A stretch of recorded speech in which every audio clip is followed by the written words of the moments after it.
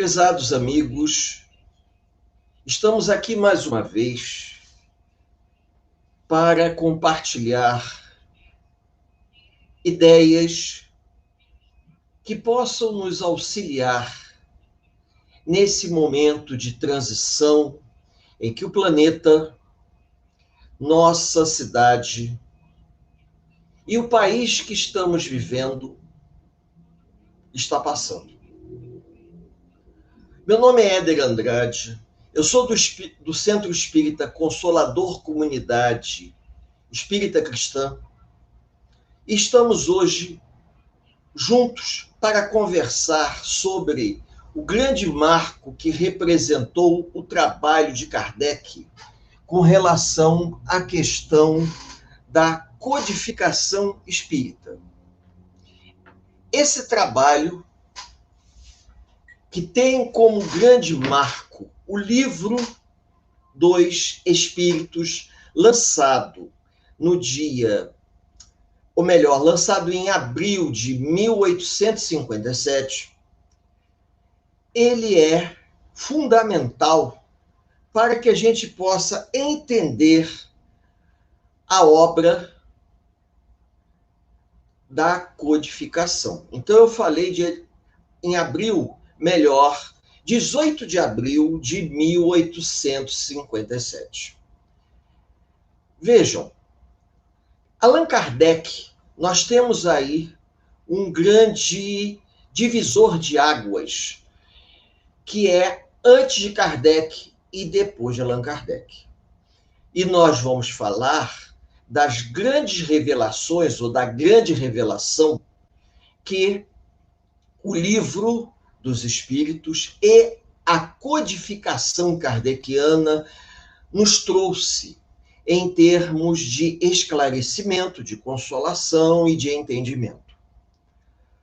Antes de Allan Kardec, a visão de sobrenatural, ela já existia há muito tempo.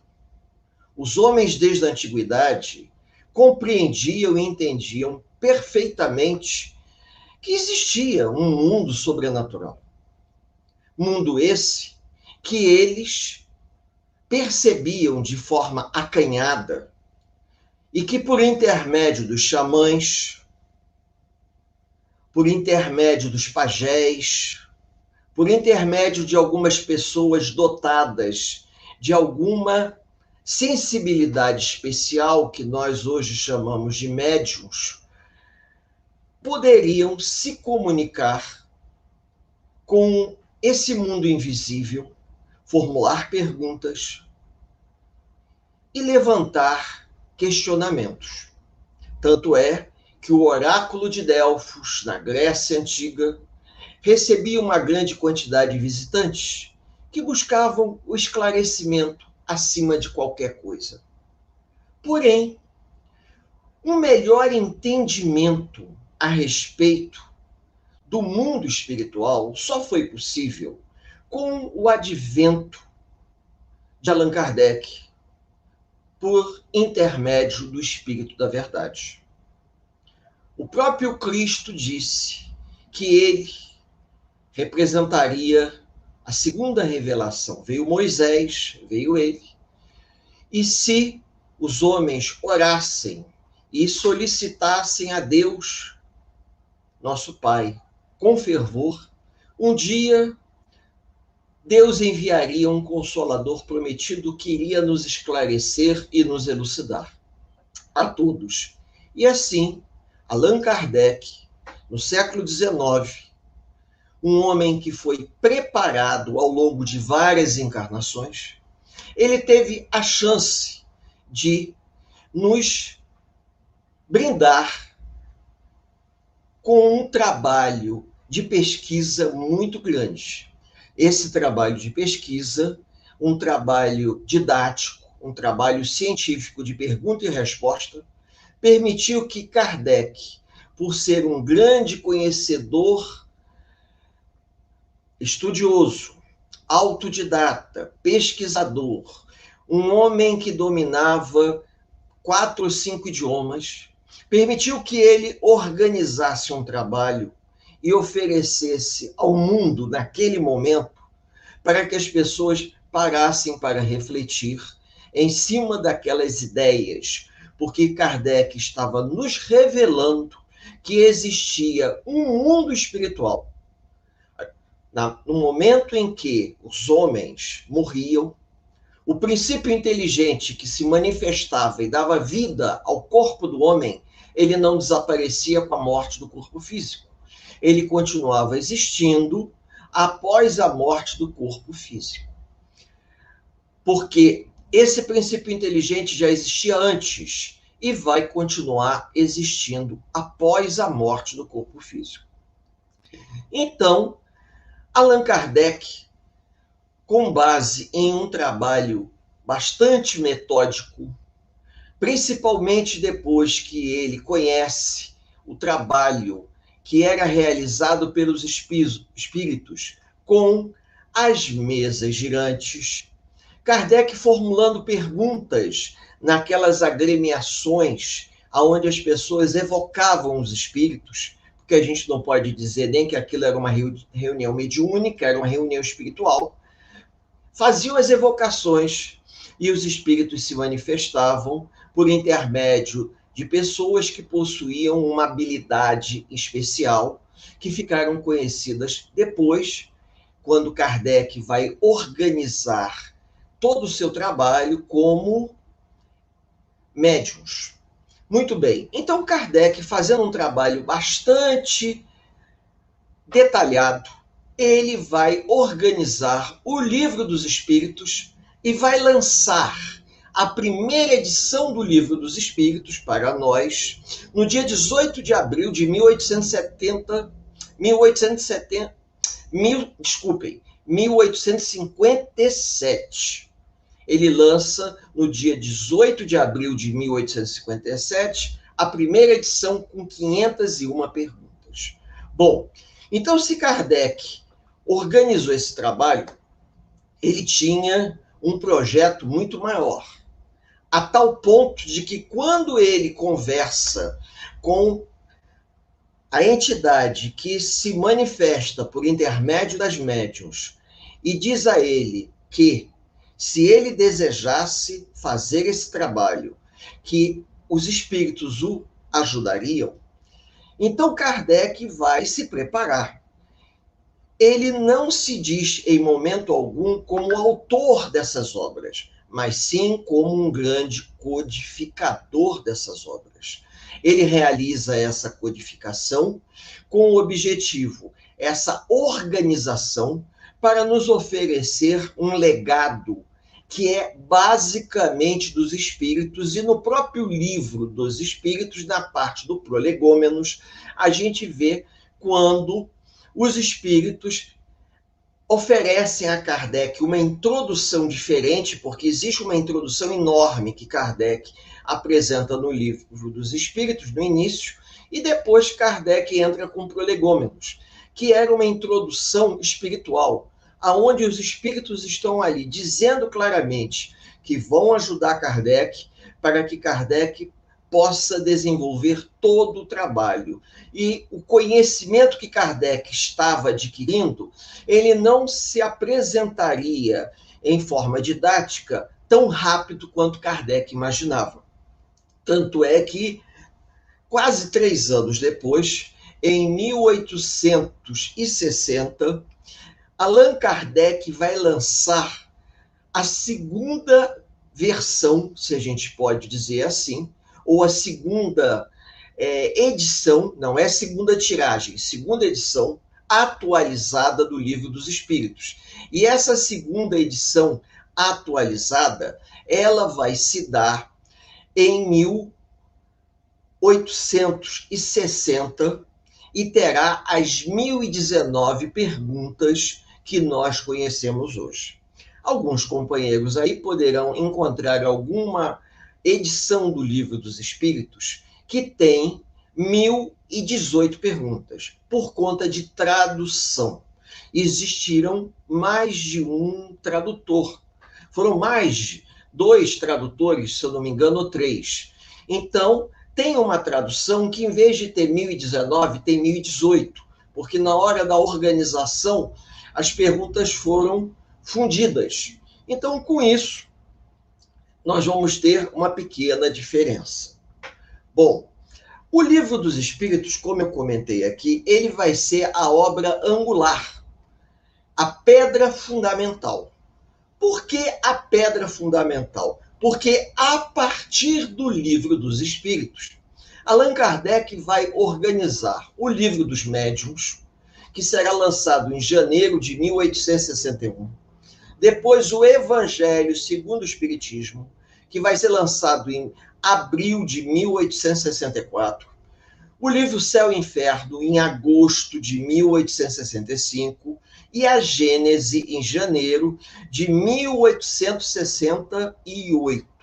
Então, vejam, do livro dos Espíritos, Kardec vai, de cada parte do livro, ele vai desdobrar e formar os outros livros.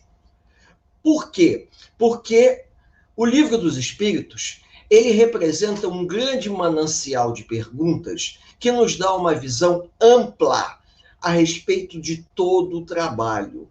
Tanto é que eu disse aqui que Kardec lançou uma primeira edição. Ele lançou a primeira edição em 18 de abril de 1857. Porém, nessa primeira edição só tinha 501 perguntas. Kardec precisou reorganizar tudo aquilo e foi cobrado dos seus colaboradores que ele fizesse a atualização do livro. Kardec contava com o apoio de várias pessoas, curiosos, amigos, pensadores como ele, que foram dando todo um suporte para o trabalho de Kardec. Muito bem. Quando Kardec, 2 anos depois, no início, em março de 1860, 18 de março, se eu não me engano, de cabeça eu não consigo me lembrar, mas foi, eu acho que foi isso, 18 de março de 1860, ou 17 de março, por aí, ele lançou o Livro dos Espíritos que nós conhecemos hoje. Então, o lançamento dessa segunda obra definida que nós temos hoje facilitou em muito o trabalho de Kardec. Porque dessa obra básica, dessa obra angular, Kardec vai desdobrá-la de maneira que a gente vai começar a entender aonde que Kardec queria chegar. Ou seja, ele desdobra gerando um aprofundamento. Então, por exemplo, o Livro dos Médiuns, ele vai ser o aprofundamento de uma parte do Livro dos Espíritos. Com isso, Kardec se aprofundou através de pesquisas. Todo o conhecimento que Kardec recebia, ele organizava e ia nos legando essas informações, de maneira que o Livro dos Espíritos foi o único que teve uma segunda edição, com atualizações. Os outros não. Os outros Kardec já lançou nessa data que eu falei para vocês e permaneceu o Livro dos Médiuns, o Evangelho segundo o Espiritismo, o Céu e o Inferno e a Gênese. Então, Kardec, quando ele nos oferece esse material, praticamente, a última obra dele foi a Gênese, em 1868, porque um ano depois, no ano de 1869, Kardec estava desencarnando. Ele tinha que concluir todo o seu trabalho nesse intervalo, digamos, de 11 anos, embora Kardec tenha entrado em contato com as mesas girantes um pouco antes. E o intervalo entre o contato com as mesas girantes e o lançamento da primeira edição do Livro dos Espíritos foi um período de muita pesquisa, aonde ele teve que se assenhorar de muitas informações. Informações essas que permitiram a Kardec, digamos assim, nortear o seu trabalho, organizar o seu trabalho de maneira a atender a todos interesses e a sua intuição, porque todo o trabalho que Kardec fez foi um trabalho fundamentalmente intuitivo. Muito bem.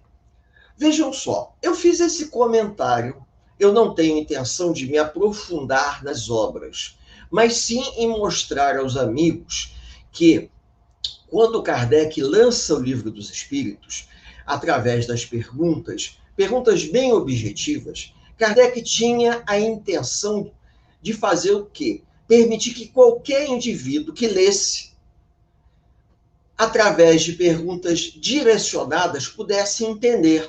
Tanto é que, quando esse livro é traduzido para uma outra língua diferente, existe uma facilidade de assimilação. Kardec coloca as perguntas de uma maneira muito bem organizada, para que a pessoa possa, primeiro, tendo uma visão maior do todo, quando ele fala de Deus, depois falando dos espíritos, quem eram os espíritos, falando da relação dos homens com os espíritos, e aí ele entra na questão do trabalho da mediunidade. Com isso, ele vai descortinando para nós, que esse que é o ponto mais importante, na minha opinião. É lógico que a gente, relendo, pode até mudar de ideia no próximo bate-papo. Que, além do Kardec mostrar a sobrevivência da alma após a morte do corpo físico, Kardec nos mostra, pelo livro dos médiuns, pelo livro dos espíritos e principalmente pelo livro Céu e Inferno, a respeito das penas futuras, onde o indivíduo, quando ele fica sabendo que a morte não iria extinguir a vida, o homem já existia antes da criação do corpo em que ele, na atual encarnação, se apresenta, e vai continuar existindo após a morte do atual corpo, então ele tem que ter um cuidado redobrado. Como assim um cuidado redobrado? O homem tem que pensar 2 vezes nas suas atitudes ao longo dessa vida. Porque, ao longo de toda a história da humanidade, a gente observa, pelo conhecimento dos povos antigos, quando nós temos oportunidade, por exemplo, de estudar o livro A Caminho da Luz, que os povos antigos acreditavam na vida após a morte. Eles não entendiam exatamente como se dava o mecanismo após a morte do corpo físico, mas eles acreditavam na sobrevivência da alma.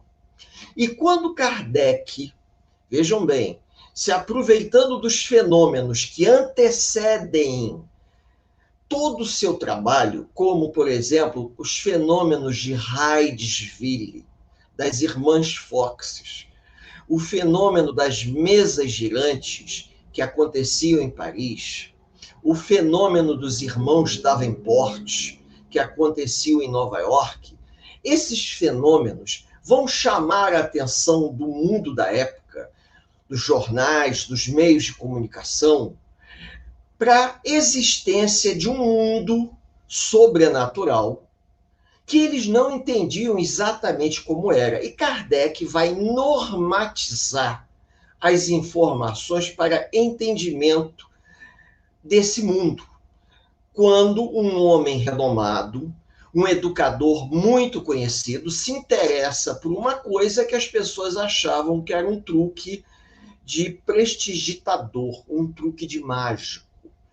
E Kardec, através das perguntas que ele fazia nas agremiações espiritualistas da época, e ele ia obtendo as informações, ele foi concatenando um conhecimento que permitia a pensadores inteligentes, pessoas de bom senso, pessoas amadurecidas moralmente e intelectualmente, não eram céticos, eram pesquisadores e cientistas da época, pessoas amadurecidas principalmente moralmente, lerem e verem sentido naquilo que ele estava mostrando. Então, vejam, a primeira grande revelação, a sobrevivência da alma à morte do corpo físico. Logo depois, vinha a ideia de que nós éramos e somos responsáveis diretos pelas nossas atitudes. Por quê? Porque nessa atual vida eu estou colhendo aquilo que eu plantei em uma vida anterior. E, consequentemente, pelo livro Céu e Inferno, nós vamos ver que, se nós mudarmos a nossa conduta, as nossas atitudes na atual encarnação, a gente, modificando a nossa maneira de ser, nós podemos modificar o que nós vamos viver em uma futura encarnação. Então, isso leva aos homens de bom senso a botarem um freio no seu comportamento em relação ao mundo. As pessoas começam a pensar duas vezes antes de cometerem atitudes imprudentes. Por quê? Porque aquele material, aqueles 5 livros, o Pentateuco de Kardec, estava revelando coisas, detalhes com relação ao mundo espiritual que faziam os homens pensar. Porque muita informação que Kardec se aproveita e coloca ali nas obras da codificação eram informações que existiam de uma maneira doméstica, de uma maneira informal.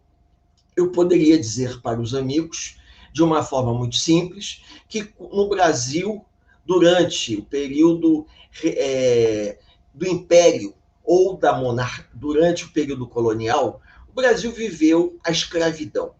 E os escravos que vieram da África para cá, eles traziam na sua cultura um culto aos antepassados. Então era muito comum, numa noite de lua cheia, em volta de uma fogueira, eles realizarem algum tipo de cerimônia para evocar os espíritos dos antepassados, para que esses espíritos dessem forças a eles, para que eles pudessem conviver com o sofrimento da escravidão.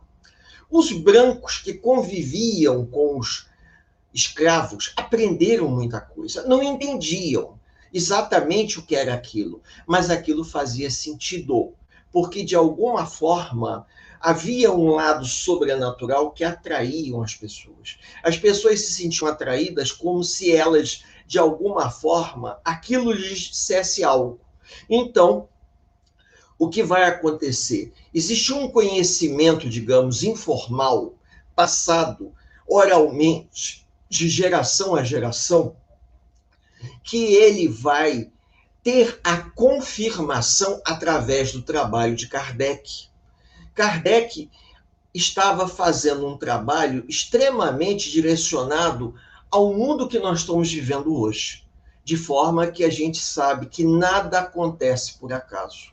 E Kardec mostra que toda causa, todo efeito inteligente tem uma causa inteligente. Quando as mesas girantes estavam encantando Paris, Kardec disse uma coisa muito pitoresca. Mesa não tem cérebro. E se a mesa responde a pergunta, tem alguém por trás dessa mesa, manipulando essa mesa. O dia que vocês me provarem que a mesa tem cérebro, eu aceito o convite de visitar um salão em Paris. Então, quando Kardec teve chance de visitar, porque ele foi convidado por um amigo que era um pesquisador, um homem, um educador tão próximo a ele, Kardec vai e conhece e fica abobalhado, porque o que o companheiro, o amigo estava dizendo não era uma mentira, era uma verdade. Havia uma força inteligente que manipulava aquela mesa para responder às perguntas. E essa força inteligente não estava no mundo dos homens, só poderia estar no mundo sobrenatural ou no mundo dos mortos. Com base nisso, o que Kardec vai fazer? Kardec vai começar a pesquisar para tentar entender que força era essa. E aí o Espírito da Verdade responde para Kardec: eu fui um homem, como você é, em uma vida passada. Ou seja, o Espírito da Verdade era composto por uma pleiade de espíritos que, em nome do Cristo, atuava diretamente. E a gente vê isso na introdução, no Prolegômenos. Porque não era um espírito só que atuava em prol do bem, era uma equipe de espíritos. E essa equipe de espíritos procura No desdobramento do Livro dos Espíritos, quando Kardec faz o Livro dos Médiuns, o Evangelho, Céu e Inferno e a Gênese, procuram colocar informações que estão correlacionadas, de maneira que, se o indivíduo quiser entender um pouco mais a respeito da interação entre o homem e o mundo espiritual, que você encontra no Livro dos Espíritos, você vai para o Livro dos Médiuns. Se você quer entender um pouco mais a respeito das penas futuras, você vai para o livro Céu e Inferno. Então, Kardec fez uma correlação muito interessante, em que o indivíduo, ele, nas 5 obras básicas, você tem toda a codificação espírita. Olha, sem desmerecer a nenhuma obra secundária, sem desmerecer a um fantástico trabalho didático de vários espíritos, por intermédio de Chico Xavier, de Valdo Pereira Franco e tantos outros companheiros que nos legaram obras secundárias muito bem feitas, mas todas elas estão calcadas aonde? Na codificação kardeciana. Então, se nós conhecermos bem a codificação, a gente vai entender o que didaticamente um escritor espírita ou um escritor espiritual, por intermédio de Chico, quis nos legar. Através de um romance, ele quis nos oferecer, de uma forma mais bem elaborada, uma ideia para que a gente possa entender aquela passagem.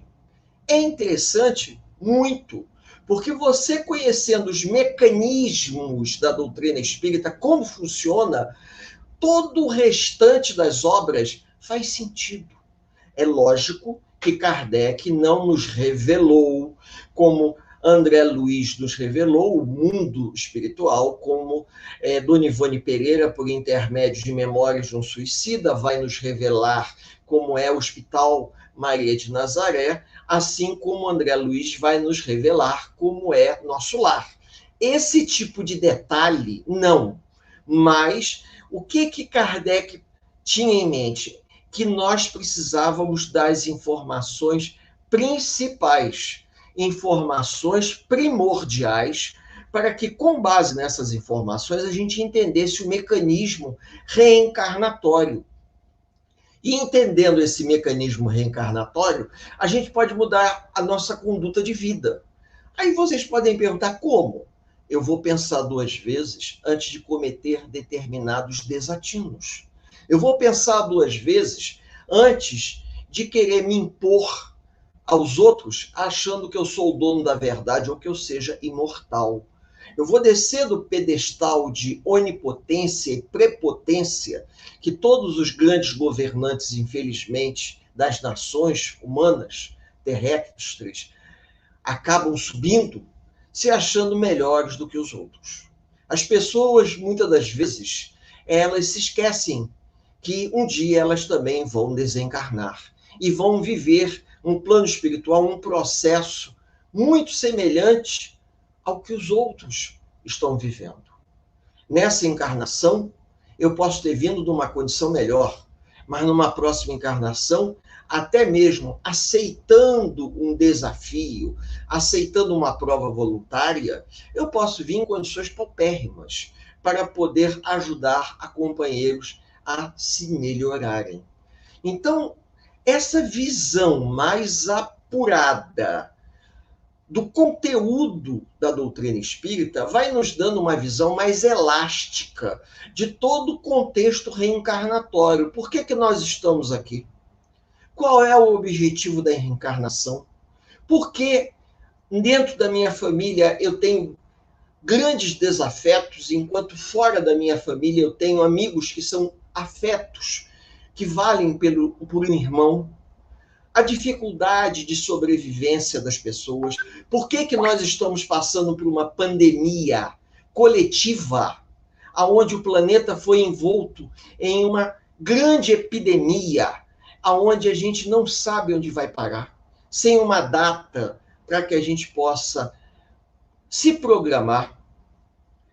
Doenças, como eu acabei de falar, conflitos armados entre nações que se arrastam por séculos, como no Oriente Médio.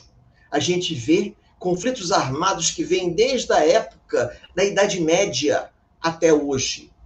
Quando você começa a estudar e você vê exatamente as colocações de Kardec, você começa a entender o mecanismo da reencarnação.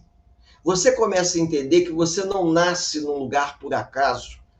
Eu poderia nascer, a minha família poderia ter reencarnado num local tranquilo, mas nós reencarnamos na encosta de um vulcão que está prestes a entrar em erupção, como foi o caso do Vesúvio, como foi o caso de Herculano, as cidades de Herculano e Pompeia, que foram cobertas pelas cinzas do Vesúvio, ou o caso da tsunami que se deu no leste asiático. Aí nós paramos para pensar. Porque vamos encontrar nas obras de Kardec as informações que muitas das vezes a gente procura encontrar em obras secundárias. A importância é um grande marco de libertação para todos nós enquanto humanidade, porque Kardec só conseguiu nos legar esse conhecimento porque o mundo se preparou para isso com o advento do iluminismo, com o advento dos enciclopedistas, com as grandes transformações da primeira metade do século XIX, Manifesto Comunista, até mesmo isso a gente também tem que parar para pensar, de Karl Marx e Engels, Friedrich Engels, né?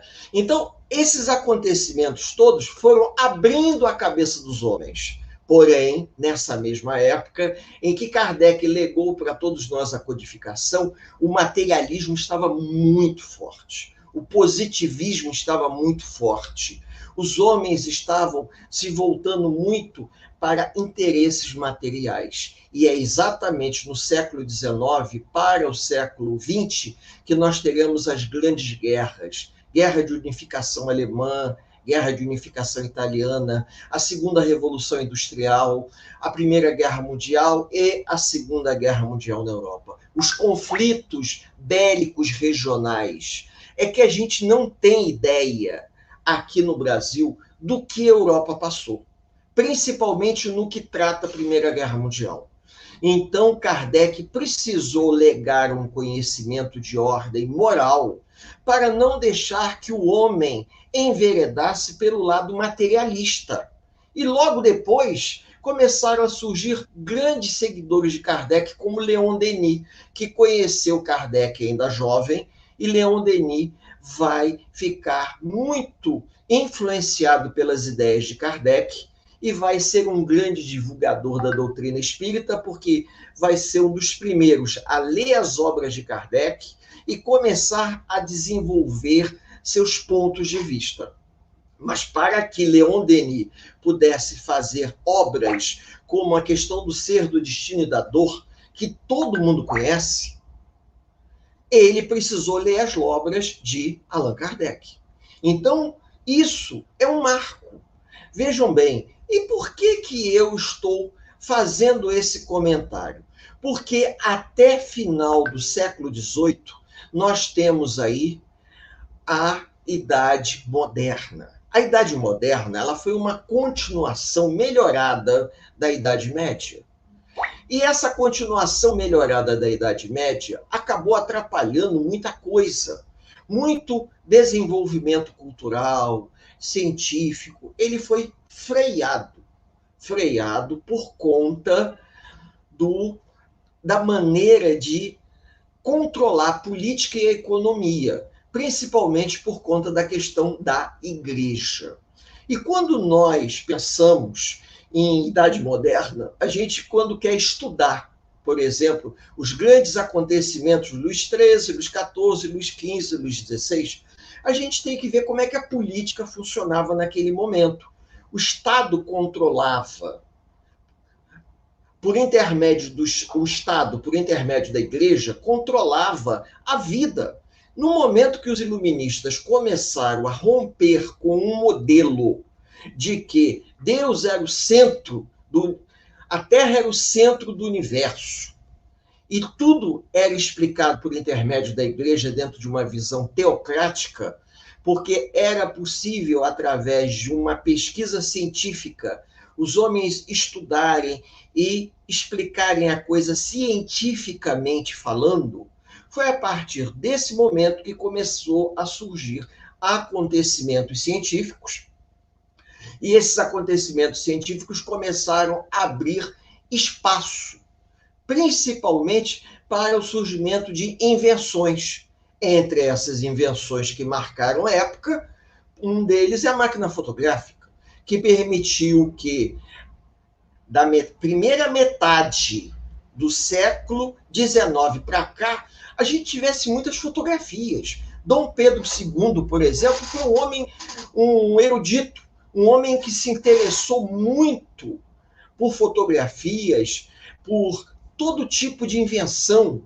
Ele participou de uma feira de ciências na Europa e ficou assim impressionado quando ele conheceu o primeiro telefone. E ele falou: nossa, esse aparelho fala, porque ele ficou maravilhado e trouxe um aparelho para o Brasil, que está lá no Museu de Petrópolis. Eram dois, um no Museu de Petrópolis e outro aqui na Quinta da Boa Vista, onde fica o Museu de História Natural, aquele prédio que pegou fogo, uma coisa de 2 anos atrás, ou 3 mais ou menos, né? E esse prédio pegou fogo, destruiu muita coisa, mas o outro aparelho ficava aqui. Assim que Dom Pedro conseguia se comunicar com o palácio dele de veraneio, que é o Palácio Imperial de Petrópolis, ou com a sede do Império, que era aqui na Quinta da Boa Vista, ao lado do atual Jardim Zoológico, que a garotada gosta de ir. Bom, mas então, comentando isso com vocês, para que a gente possa, já de uma certa forma, organizando o nosso pensamento para ir finalizando, e tentar mostrar que cada obra da codificação ela atende a um determinado objetivo. E às vezes, quando nós estamos fazendo uma pesquisa, a gente se surpreende, porque a ideia mais bem bolada o pesquisador tirou de uma das obras da codificação de Kardec. Aí, muitos poderiam dizer: o trabalho de Kardec se deu bem na metade do século XIX. Bem na metade do século XIX. Por que nós temos, a partir daí, um divisor de águas? Porque, a partir desse momento, embora a codificação kardeciana veio para o Brasil e teve uma grande aceitação aqui no Brasil, e nós vamos ter muitos expoentes aqui que vão se dedicar ao trabalho espírita, principalmente no século XIX, como Batuíra, que a gente um dia pode vir a falar, Dr. Bezerra de Menezes, e tem outros personagens, Eurípides Barçanufo, personagens que vão ser influenciados, espíritos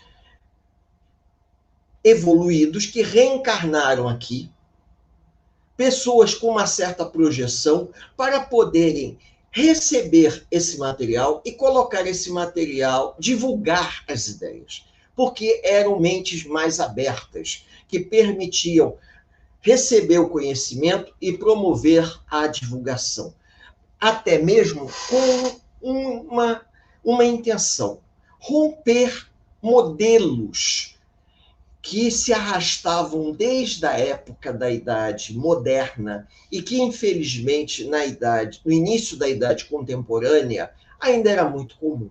Como, por exemplo, vou citar um caso aqui, a questão do duelo. Era muito comum um indivíduo, quando se sentia ofendido, na Europa, por exemplo, desafiar o outro para duelo. Ele achava que ele só conseguiria resgatar a honra da família dele ou dele através do sangue, quando muitas das vezes, ou a grande maioria das vezes, a coisa poderia ser solucionada de uma outra forma. E às vezes acontecia do desafiante morrer, porque o desafiado era melhor do que o desafiante. E provavelmente, ao chegar no plano espiritual, se achando injustiçado, se achando assassinado pelo outro, iria encontrar um antigo familiar que iria esclarecê-lo dizendo o seguinte: mas vem cá, não foi você que desafiou ele? Ah, mas ele me prejudicou. Sim, mas você poderia ter resolvido isso de outra forma. A falta de uma visão espiritual, ou melhor, vamos falar de forma mais clara, religiosidade sempre existiu. O espanhol foi exageradamente religioso, mas espiritualidade nem tanto. Há uma diferença. Quando nós falamos em desenvolver a espiritualidade, é você desenvolver todo um potencial de percepção, o que Kardec nos legou pela codificação. Você ser um fanático religioso de carteirinha, como se dizia antigamente, isso aí é outros 500. Tanto é que, nenhuma, não estou aqui criticando a maneira das pessoas pensarem, mas eu estou tentando mostrar que a fé tem que ser raciocinada. A fé raciocinada é o principal ponto. E se eu consigo estudar e explicar por que eu acredito que é daquele jeito, eu vou romper com uma série de, por exemplo, o dogma da criação, que isso é um assunto que dá até para uma palestra.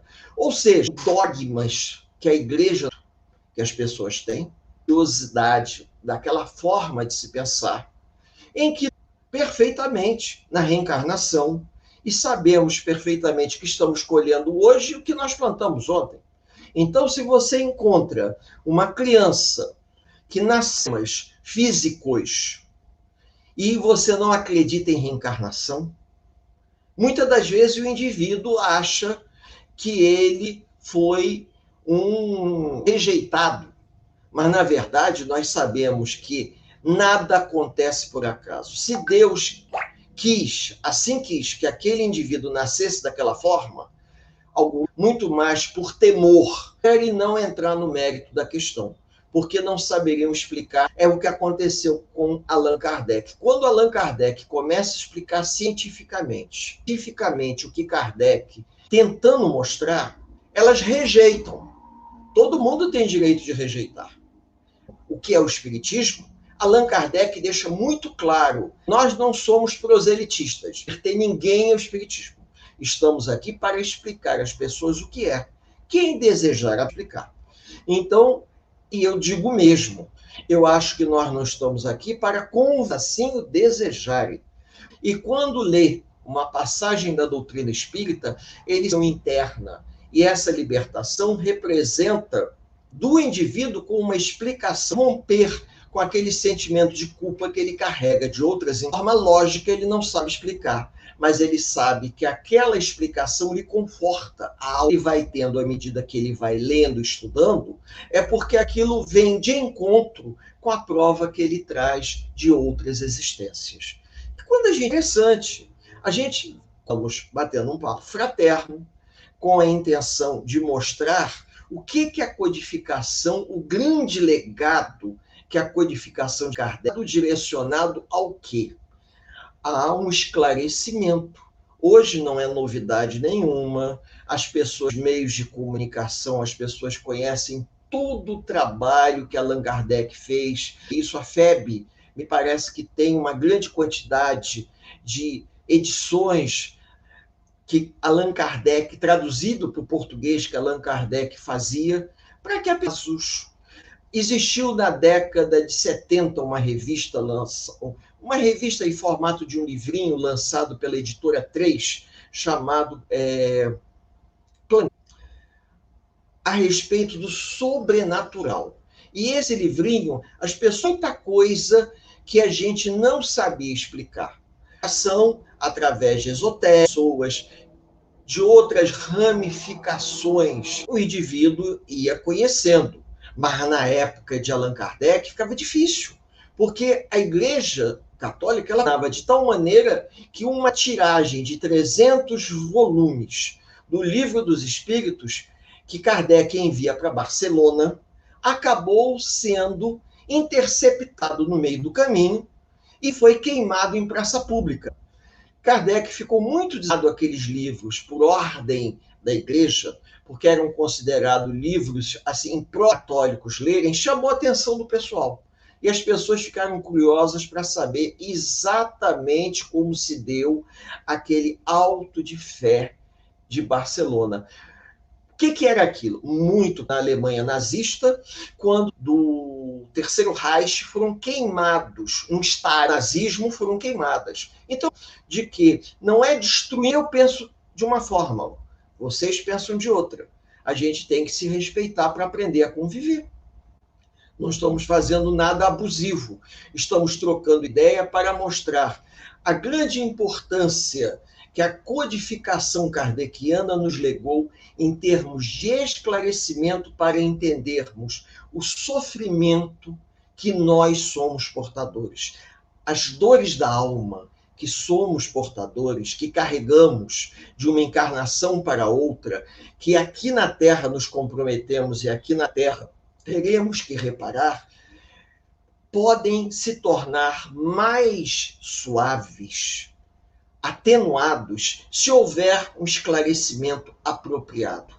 Quando o indivíduo deseja buscar esse esclarecimento através de um estudo sistematizado, para que a fé raciocinada possa lhe auxiliar, a fé raciocinada, ela não vai remover a prova ou a expiação que a pessoa tem que passar, mas a fé raciocinada vai lhe dar um lenitivo, porque a dor da perda de um familiar, a dor da perda de uma grande mudança, a dor de uma doença que se arrasta sem solução, vai continuar existindo.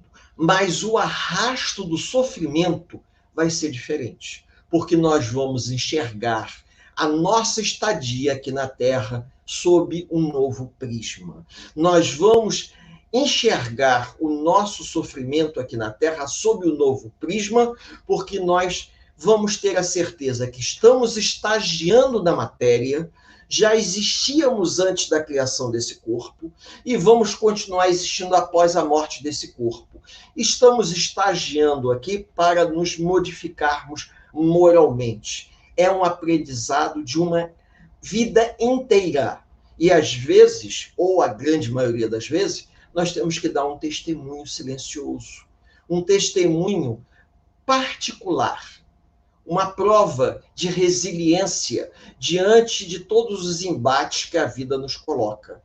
E tendo esse material à mão, fica muito mais fácil. Você não se sente desamparado. Você tem uma fonte de informação de ordem moral que vai te ajudar e vai te exortar à prática do bem, à prática da caridade, dentro das suas possibilidades, dentro das suas limitações. Você vai promover sua reforma íntima, sua transformação de ordem moral. Ao longo de uma vida, você vai se dar conta de que você reencarnou para se conhecer, conhecer os seus desvios de conduta, conhecer as suas feridas da alma, feridas essas que precisarão ser tratadas nessa encarnação, para que numa futura encarnação a gente esteja um pouco mais curado enquanto espíritos imortais. Vejam, Kardec nos ofereceu esse conhecimento. E deixamos aqui para os amigos refletirem. Leiam o Livro dos Espíritos. Dentro da sequência, o Livro dos Médiuns, o Evangelho, o Céu e o Inferno e, por último, a Gênese. Geralmente, nós utilizamos o Céu e o Inferno e a Gênese muito como livro de consulta. E usamos, em primeira linha, o Livro dos Espíritos, o Evangelho e o Livro dos Médiuns. Até por uma forma de trabalhar. Isso é apenas uma sugestão. Na humilde intenção de poder compartilhar com todos a grande importância que essa obra teve e tem na nossa vida. Para que a gente possa finalizar, eu digo para os amigos, antes de nós lermos as obras secundárias que enchem as livrarias e que muitos gostam dos romances, das histórias de André Luiz História de Manuel Filomeno de Miranda, que eu adoro, nós precisamos ler as obras básicas. Que Jesus, nosso amado Mestre, nos abençoe na noite de hoje, nos envolvendo a todos num grande abraço fraterno, e que oferecemos esse nosso singelo encontro-estudo àqueles que necessitam de esclarecimento, que necessitam de consolação, que necessitam de paz interior. Uma paz que é uma conquista individual e inalienável da alma. Que Jesus, nosso amado Mestre, abençoe a todos nós, por hoje, agora e por todo sempre. Que assim seja. Uma boa noite a todos.